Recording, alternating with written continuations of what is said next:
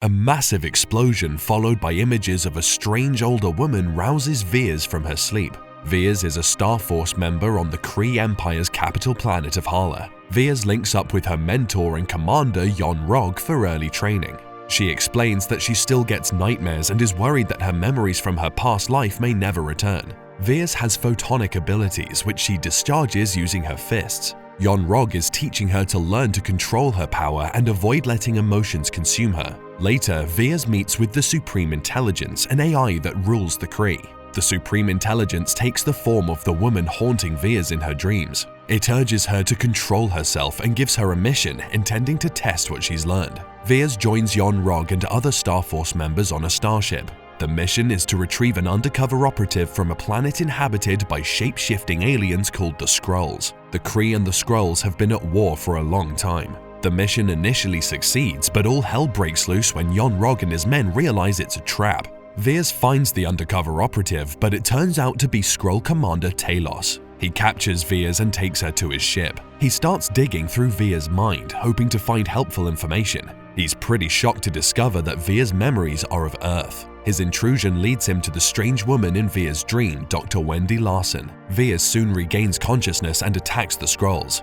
A fierce battle emerges, with Veers displaying her extraordinary combat prowess. Unfortunately, she ends up causing a fire and blowing up one part of the ship, so the Skrulls jump into escape pods. Veers jumps into one as well and ejects from the burning spaceship. The pod starts disintegrating as it enters the Earth's atmosphere, causing Veers to land on a Blockbuster shop in Los Angeles. Veers approaches a security guard who directs him to a Radio Shack when she asks for a communication device. She quickly links up with Yon-Rogg and tells him what has happened and where she is. Meanwhile, Talos and his men land on the beach and start looking for Veers as they need to find Lawson. The incident at the Blockbuster attracts several cops and S.H.I.E.L.D. agents Nick Fury and his partner Phil Coulson. Since Veers is also in the area, Fury catches up to her, intending to bring her in for questioning. Suddenly, Veers spots a Skrull on the opposite building and shoves Fury aside before he's shot. She fires back and runs after the Skrull. The chase leads them onto a train, with Fury and Coulson driving to intercept them at the train station.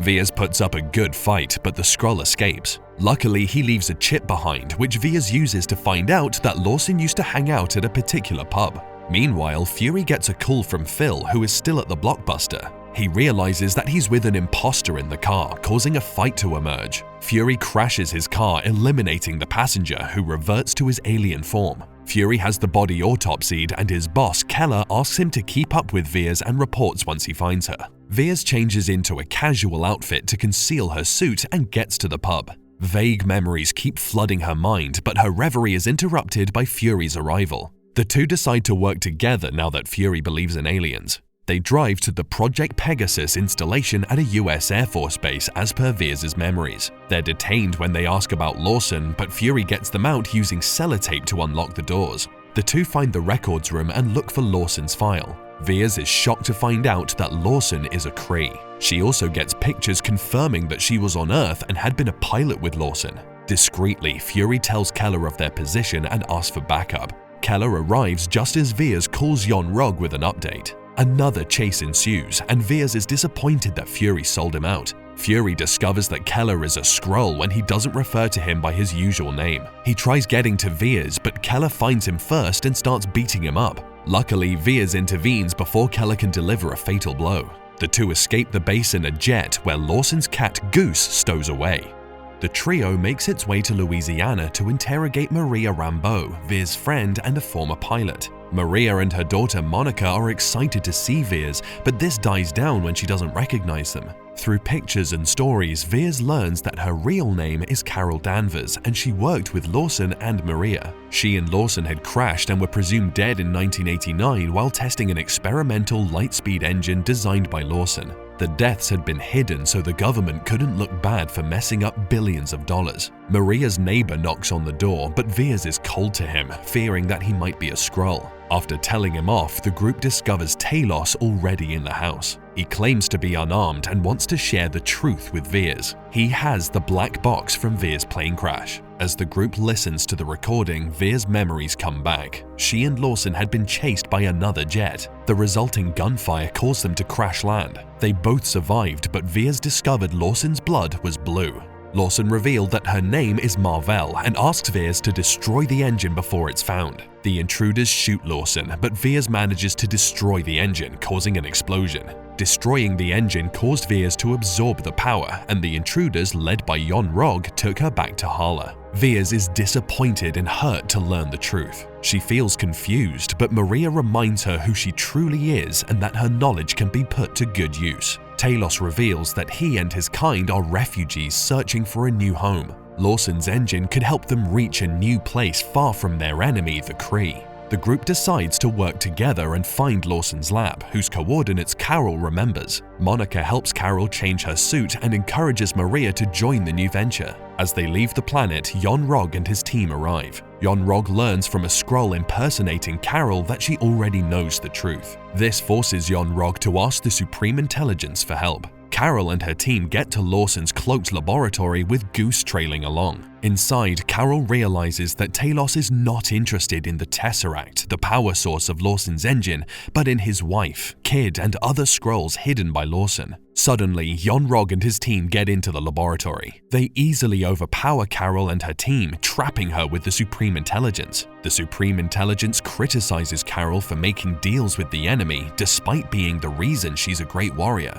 Carol tries explaining that the Skrulls mean no harm, but the Supreme Intelligence threatens to take away her power as she has a chip on the side of her neck to inhibit her control. Carol tries fighting back, but the AI shows her all of her weakest memories, the many times she fell and crashed. The AI explains that Carol is just human. These words make Carol remember how she stood up after any mishap in her life, determined to try again and be better. She starts advancing towards the AI, who still calls her Veers, and manages to remove the implant, suppressing her power.